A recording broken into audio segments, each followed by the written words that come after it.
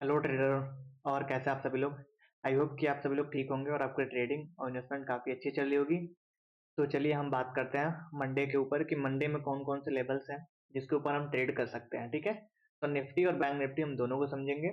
उससे पहले सबसे पहले हम समझेंगे एफ और क्लाइंट का डेटा, क्योंकि ये हमारे लिए बहुत ही इंपॉर्टेंट है मंडे के लिए, क्योंकि इसी को देख करके हम मार्केट के डायरेक्शंस को देख पाएंगे कि मार्केट का डायरेक्शन क्या है, मार्केट बुलिश की साइड है या मार्केट का ट्रेंड जो है वो बेरिश है। ठीक है, तो इस डेटा से हमें थोड़ा सा मार्केट का एक ओवरव्यू है, ये एक स्ट्रक्चर हमें पता लग सकता है। ठीक है, जो हमारे लिए काफी हेल्पफुल होगा।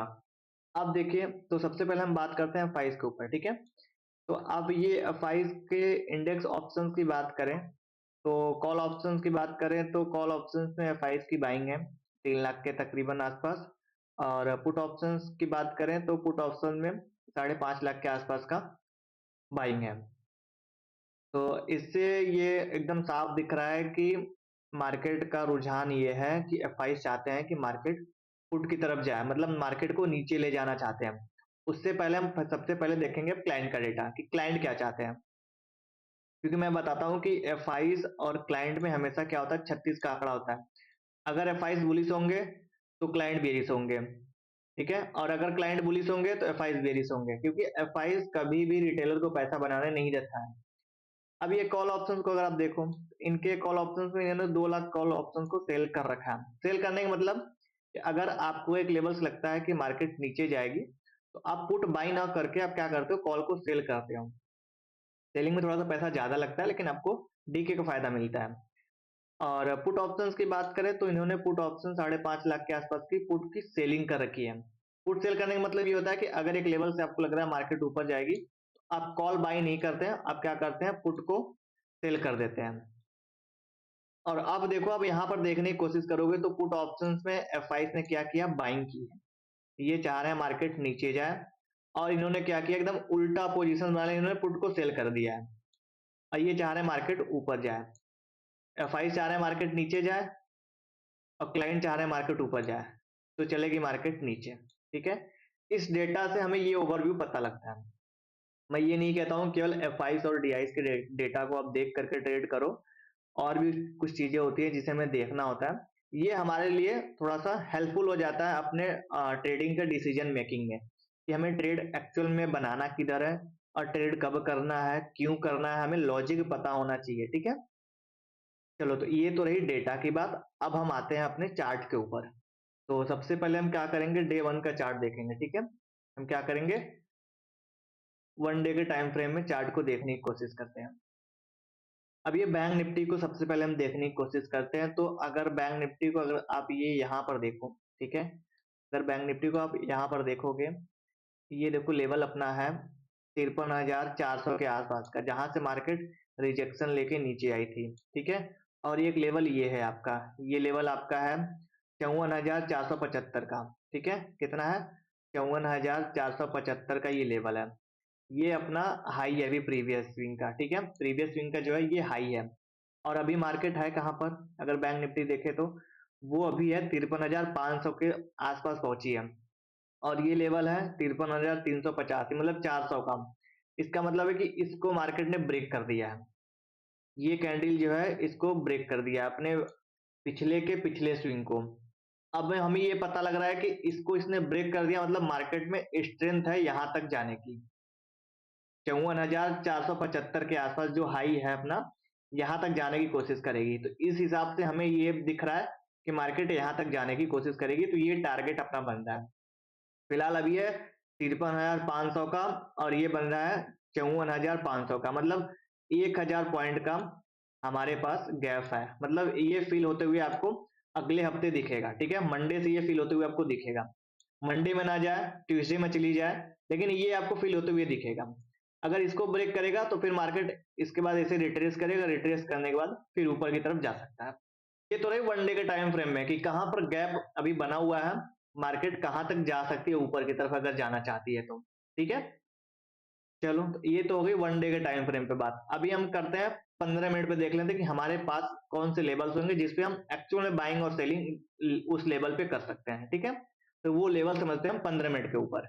देखो ये तो है बैंक निफ्टी है, ठीक है, बैंक निफ्टी का ये 15 मिनट का चार्ट है, ठीक है, कितने मिनट का चार्ट है, ये बैंक निफ्टी का 15 मिनट का चार्ट है। अब बैंक निफ्टी की क्लोजिंग आप देखो यहाँ पर हुई है कहीं पर, ये लेवल्स हमारे पास कौन से हैं, 53,493 के आसपास, मतलब 53,500 हम कह सकते हैं यहाँ क्लोजिंग हुई है। मतलब अभी भी मार्केट अपने 60% के ऊपर है। अगर हाई और लो को पकड़े तो ये 60% के आसपास जो है मार्केट अभी रुकी हुई है। अब हम इसे कह सकते हैं कि अभी सपोर्ट के आसपास मार्केट जो है चल रही है। तो अगर आप समझो हमारे पास तीन केस होते हैं, एक फ्लैट होता है, एक गैप अप होता है, एक गैप डाउन होता है। तो हम तीनों केस को समझेंगे। तो अब सबसे पहले हम समझते हैं ये फ्लैट ओपन हो जाती है, यही अगर 53,500 के आसपास मार्केट फ्लैट ओपन हो जाती है और ऊपर कहीं धीरे धीरे ऊपर जाने की कोशिश करती है, तो अगर ये 53,600 के ऊपर, ठीक है, 53,600 के ऊपर अगर 15 मिनट की कैंडल सस्टेन करेगी तो मार्केट कॉल की तरफ चलेगी और पहला टारगेट अपना होगा ये 53,900 के आसपास का, ठीक है, ये तो फ्लैट की है। और अगर गैप अप ओपनिंग होगी, गैप अप ओपनिंग हो गया ऊपर की तरफ, 53,600 को ऊपर की क्लोजिंग दे दिया, 15 मिनट की कोई भी कैंडल अगर 53,600 को ऊपर की क्लोजिंग देगा तो भी मार्केट कॉल की तरफ चलेगी, यहाँ तक का पहला टारगेट देगा। अगर इसके ऊपर अगर सस्टेन करेगी तो मार्केट ऊपर से ऐसे नीचे रिट्रेस करने के बाद फिर ऐसे ऊपर की तरफ निकलेगी। ये तो हो गई आपका फ्लैट और गैप अप का केस। अब गैप डाउन देख लेते हैं। अगर मार्केट गैप डाउन ओपन होती है 53,434, ये जो ग्रीन लाइनिंग है 53,434 का, अगर इसके नीचे जाती है तो मार्केट थोड़ी वीक होगी, लेकिन हमें तुरंत पोजीशन पुट की तरफ का नहीं बनाता है जब तक मार्केट 53,315 के नीचे 15 मिनट की कैंडल सस्टेन नहीं कर देता। ये जैसे ही 15 मिनट की कैंडल सस्टेन करेगा मार्केट यहाँ तक का टारगेट देगा आपको, 52,900 के आसपास क्या है आपको टारगेट देखने को मिलेगा, ठीक है। ये जो सपोर्ट है, यहाँ से मार्केट ऊपर गई थी तो यहाँ से यहाँ तक का पूरा गैप बना हुआ है। तो मार्केट अगर 15 मिनट की कैंडल अगर सस्टेन करती है 53,315 के नीचे तो ये यहाँ तक का टारगेट आपको दे सकती है, यहाँ आप पुट की पोजीशन आराम से बना सकते हैं। ये तो रही बैंक निफ्टी के बाद कि वन डे के टाइम फ्रेम पे मार्केट अभी कहाँ पर है और 15 मिनट का लेवल्स क्या बता रहा है, ठीक है। चलो अब हम बात करते हैं निफ्टी के ऊपर। चलो अगर हम निफ्टी को देखें तो निफ्टी की क्लोजिंग अभी फिलहाल हुई है 24,677 के आसपास, ठीक है, 24,677 के आसपास की क्लोजिंग हुई है। ये देखो डे के टाइम फ्रेम है, ठीक है, वन डे का टाइम फ्रेम है निफ्टी का। तो अगर ये 24,477 के आसपास पर रुकी हुई है तो अभी फिलहाल अपने इस वाले लेवल के आसपास जाने की कोशिश करेगी। ये जो लेवल है अपना, ये 25,000 का लेवल है, मतलब अभी 300 का टारगेट ऊपर की तरफ का दिख रहा है मार्केट में, ठीक है। ये जो पहला है, यहाँ से मार्केट जो स्विंग बना के नीचे आई थी, ये टारगेट दिख रहा है अभी फिलहाल, ठीक है, 25,200, और पहला टारगेट तो 25,000 के आसपास देना चाहिए। ये स्विंग देखो, पिछला अगर देखने की कोशिश करोगे तो यहाँ से मार्केट नीचे आई है और दूसरी बार यहाँ से नीचे आई थी। तो ये फिलहाल अभी ये वाला हमारे पास स्ट्रॉन्ग बन रहा है क्योंकि मार्केट ने इस वाले स्विंग को जो है ब्रेक किया हुआ है और इसने रिट्रेस करने के बाद ये ऊपर की तरफ निकल ली है। ऊपर की तरफ देखेंगे तो आपके पास 25,200 के आसपास का टारगेट बन रहा है बैंक निफ्टी में, ठीक है, 25,200 के आसपास का जो है टारगेट ऊपर की तरफ बन रहा है। वो मंडे या ट्यूसडे में आपको देखने को मिल जाएगा। बाकी वन डे के टाइम फ्रेम में अगर निफ्टी को आप देखो तो बुलिश मोमेंट है, ठीक है, बुलिश मोमेंट है वन डे के टाइम फ्रेम पर, ठीक है। चलो ये तो रही वन डे का टाइम फ्रेम कि मार्केट में स्पेस कहाँ तक है अभी, कि ऊपर की तरफ अगर जाना चाहती है तो कहाँ तक जा सकती है। अब हम आते हैं 15 मिनट के टाइम फ्रेम पर कि एक्चुअल में लेवल्स जो है जिसपे हम बाइंग और सेलिंग करेंगे वो लेवल्स क्या है। देखो ये निफ्टी का जो है 15 मिनट का टाइम फ्रेम हम यूज कर रहे हैं, ठीक है, निफ्टी में जो है 15 मिनट का टाइम फ्रेम हम यूज कर रहे हैं फिलहाल अभी। तो अब हम ये देखने की कोशिश कर रहे हैं कि निफ्टी की क्लोजिंग कहाँ पर हुई है। निफ्टी की क्लोजिंग हुई है 24,670 के आसपास, मतलब अपने ग्रीन लाइनिंग के नीचे की क्लोजिंग दी है। अब हम फ्लैट देखते हैं, अगर कहीं मार्केट इधर ही कहीं फ्लैट ओपन होता है, अगर धीरे धीरे ऊपर जाने की कोशिश करता है तो अगर ये आप समझो 24,700 का ऊपर का जो लेवल है वो 24,700 का लेवल है। निफ्टी आपका 15 मिनट की कैंडल अगर सस्टेन करेगी तो मार्केट कॉल की तरफ चलेगी और ये पहला टारगेट देगी 24,840 का। कौन सा है टारगेट पहला, 24,840 का पहला लेवल मिलेगा आपको निफ्टी में देखने को।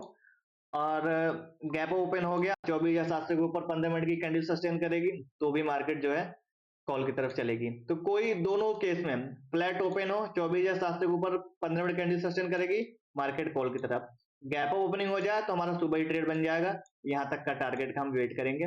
बाकी आप अपने हिसाब से टारगेट बुक कर लेना, 20 25 30 पॉइंट जितना भी चाहिए आपको।